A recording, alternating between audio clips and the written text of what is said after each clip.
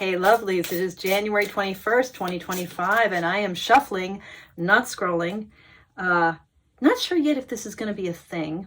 2 days doesn't quite make a thing, but this is the second day that I've come to my cards to do a kind of reading for all of us, a reading for the collective for this moment. And I am kind of refining a way of talking about readings and working with reading for change that I'm calling the Wobble reading, where we basically are doing a chariot spread. So a 3-card spread with 2 first cards that I pull to investigate the wobble in this moment and kind of getting a sense of what is not in balance, what is wobbly, what is the particular shakiness of this moment, with this idea that where change comes in our lives, it doesn't come from us doing something like new or shifting directions, suddenly going over there when we've been here all along. Instead, real change comes from our ability to kind of press into the wobble of our lives, pressing into those wobbly, movie, shaky bits, kind of really getting close and personal with what is uneasy. And as we become more intimate with it, as we press into it, as we bring it more into awareness, in my experience, over time, sometimes quite quickly and sometimes quite slowly, but over time, something gives way, something moves. It's kind of like a yoga pose where, if you stretch, not strain, into a yoga pose, just sort of ease into it, press into it, into the tension, something shifts. So the Wobble reading does that with a straight up chariot reading, my chariot spread, my 3-card spread, looking at the 2 first cards, the equivalent of the dark and the light horse or sphinx, finding the wobble, trying to articulate that, and then picking a 3rd card, which is the charioteer, to articulate the question. Questions are what transform us, right? When we really find, as I like almost always say to clients when I'm doing readings for them, I'll say, if I've done my job right at the end of this reading, I won't be able to give you an answer, but I will be able to give you a really good question. I'll be able to help reframe the question. So the Wobble reading, if we do our job right, ends up with a question, the kind of question that can really shift things. So I'm using the Somnia Tarot. And I might at some point do these Wobble readings focusing on my card of the month or on a significator card that I've chosen. That is a powerful way to read, and I've done that before with pivot readings. But tonight, I think I'm just going to pick my two Wobble cards, the dark and the light sphinx. Let me shuffle just a little bit more. This Somnia Illustrated, it's a beautiful deck. The cardstock is really glorious, and it does not riffle delightfully. It's a little bit, the cardstock is a little bit too stiff. So when I break it into 2 piles, I can riffle it a little bit easier. Yeah, get a nice bridge. Some of you will think, with a deck with this nice cardstock, riffle shuffling is sacrilege, because it's, the cards don't necessarily love that amount of man handling or woman handling, person handling. But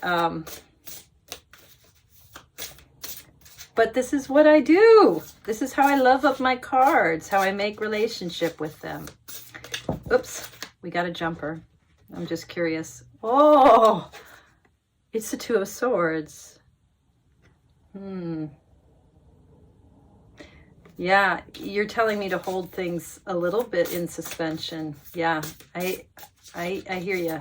The 2 of Swords, by the way, is the image I chose for my case for this deck. Okay, so Somnia Illustrated, what's wobbly right now? Where's the wobble in this moment, January 21st? What's the wobble we need to pull forward? 1 card, 2 card. Oof. Okay. So we have the 5 of Pentacles and the 9 of Swords. Yeah.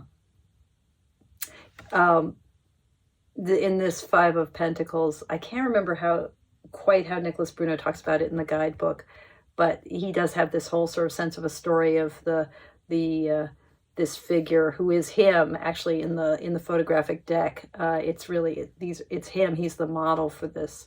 So it's sort of the image of the dreamer, of the artist, of him, the creator, and he's, I think, seeking shelter. But that 5 of Pentacles, right? That sense of, you know, really being without that deprivation, poverty script. And at the same time, in this deck, he's seeking cover, right? He's kind of not in, not out, but he's seeking cover. There's this wonderful YouTuber, Steve Wallace, who does these stealth camping videos. And actually just last night, one popped up on my YouTube feed. I'll put a link to it somewhere, of him camping in a abandoned pipeline, a cement pipeline. So it's funny because this sort of seeking cover, and it's actually a barrel, but that sense of the pipe out in the outdoors, and really that, you know, sense of homelessness and displacement.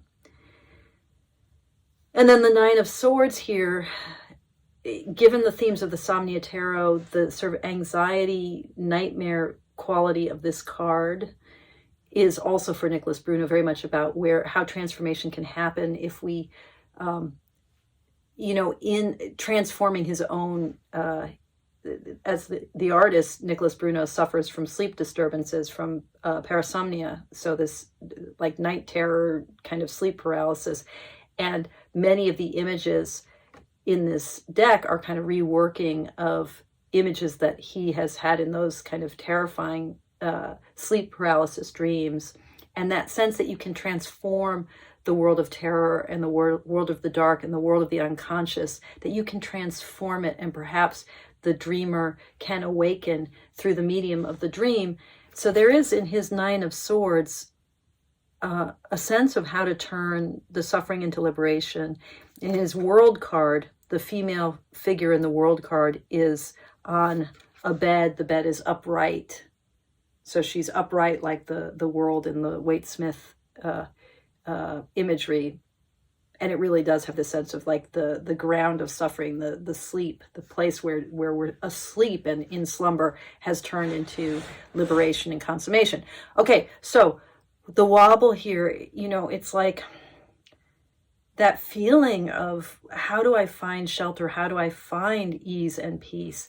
And the restlessness and the sense of being on the outside. But both of these figures are also trying to get ease.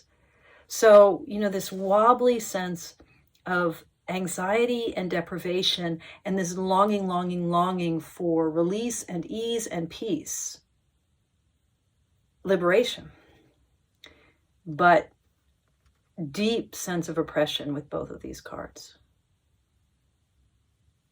So where's the question here?